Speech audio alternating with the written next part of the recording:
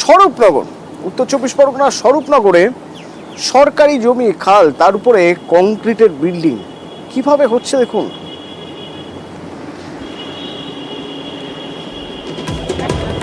তো সম্পূর্ণ বেআইনি।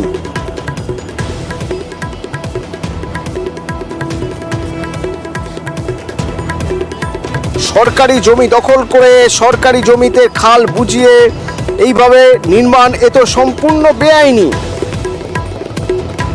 অভিযোগ উঠছে বিজেপির পঞ্চায়েত সদস্যের মদতেই নাকি এই নির্মাণ হচ্ছে।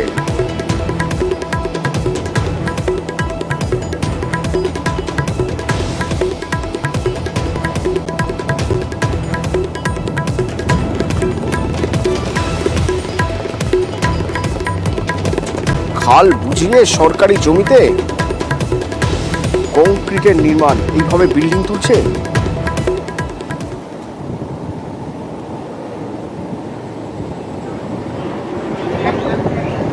ড্রেনটা যেহেতু করেছি তো বাথরুমটাও করা হয়েছে, এটা রেখে যাতে আমাদের একটু গাড়ি ফাড়ি আছে একটু রাখার জন্য যা সাপ আছে, আর কোনো কিছু না। কারণ এমনি তো জল দেওয়ার সমস্যা তো না, যেহেতু পোলটা ব্রিজটা করা আছে তাহলে উপরে তো আর কোনো সমস্যা না। তার জন্যই এটা করে আছে, একটা রুম করে রাখলি, একটা ইয়ে করে রাখলি, তাহলে দেখা যায় এমার্জেন্সি একটু ধান ঠান এনে রাখলাম, কিংবা গাড়ি ফাড়িগুলো একটু ঢুকে রাখা যাবে, তাছাড়া আর কোনো কিছু নেই। এটা তো বৈধ না, না এটা ঠিক না। অবজেকশন হিসেবে আমরা রাখবো না, কারণ ভেঙে নেবো। অনুপম, সবই তো শুনলাম, কিন্তু কিভাবে সম্ভব? উনি নিশ্চয়ই জানেন যে এই খাল বোঝানো যায় না, এই জমি সরকারি জমি, এই জমিতে বিল্ডিং বানানো যায় না, জেনে শুনে বেআইনি কাজ করছেন।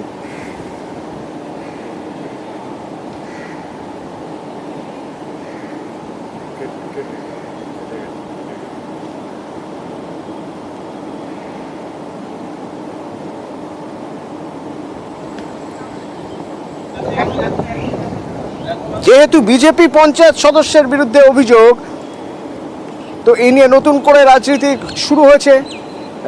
তরজা শুরু হয়েছে। বিজেপির পঞ্চায়েত সদস্য অবশ্যই অভিযোগ অস্বীকার করছেন।